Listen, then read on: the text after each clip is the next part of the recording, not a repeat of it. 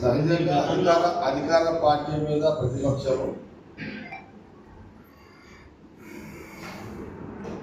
ఇప్పుడు మేము అధికార పార్టీ అవతల ప్రతిపక్షము రెండు రకాలు ఉంటుంది. ఒకటి ఉన్నది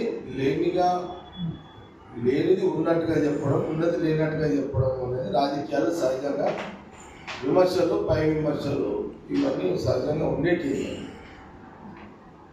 నేను నిన్న సేమ్ పొంగులేటి గారు అడుగుతున్నట్టు చెప్తున్నాను.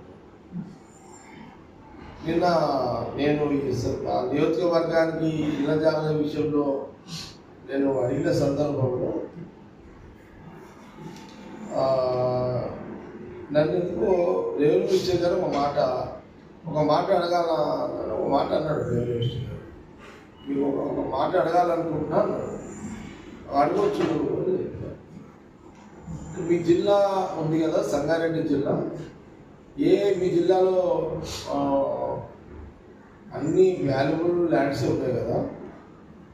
ఈ చుట్టుపక్కల 3 జిల్లాలు వాల్యుబుల్, సంగారెడ్డి, రంగారెడ్డి, మేడ్చల్, ఇవే కదా. సరే, రంగారెడ్డిలో అంటే ఇప్పుడు భూములు అన్నీ అది యూనియన్ భూములానా? మీ పటంచెరు సంగారెడ్డి భూములు ఉన్నాయి కదా అంటే నాకు కూడా ఐడియా లేదు, రియల్గా లేదు. ఆయన చక్కని ప్రశ్న అడిగినాను. నేను అయ్యా అసలు పోయింది నా నియోజకవర్గం ప్రజల కోసం పోయినా, కానీ ఈ ప్రశ్న వారు ఏమడిగారంటే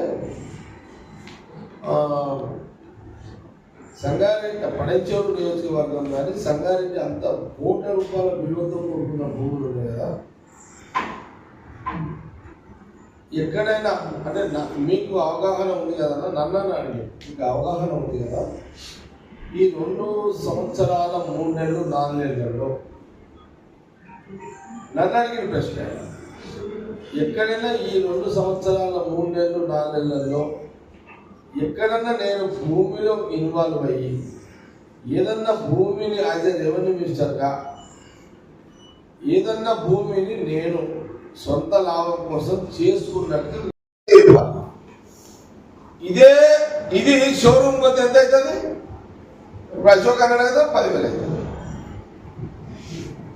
తేడా అంతే. ఫుట్పాత్ మీద కొన్నప్పుడు ఇది 1000 రూపాయలు అయ్యింది, నేను 1000కే కొన్నా. ఈ వాచ్ కూడా, ఈ వాచ్ ఎంత?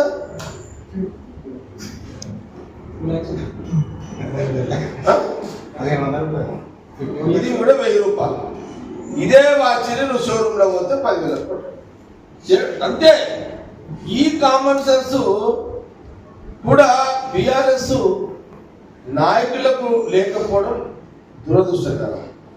సరే, ఏదో 20,000 కోట్ల స్కామ్ కోసం ఇప్పుడు టెండర్లు ఇస్తారు. గవర్నమెంట్ ఒక రేట్ ఉంటుంది, ఒక సిస్టమ్ ఉంటుంది. కాబట్టి ఇది కామన్ సెన్స్ లేని అభియోగాలు.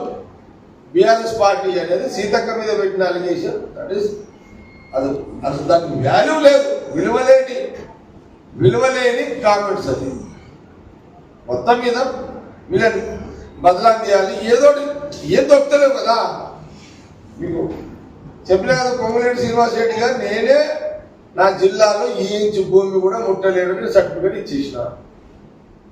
ముడితే నేనే ముట్టాలన్నాడు. నాకే ఒకరు ఎట్లా ముడతాడు?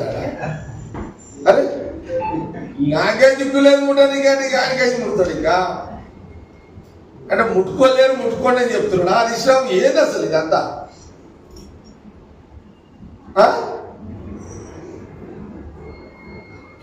ఇది సీతక్క కూడా చెప్తే కదా, ఇది ఎగ్జాంపుల్, ఈ ఎగ్జాంపుల్ ఇచ్చినందుకు. ఇంతకంటే ఎగ్జాంపుల్ ఏం కాదు. బీఆర్ఎస్ నాయకులకు ఇది అయిపోయింది. 3వది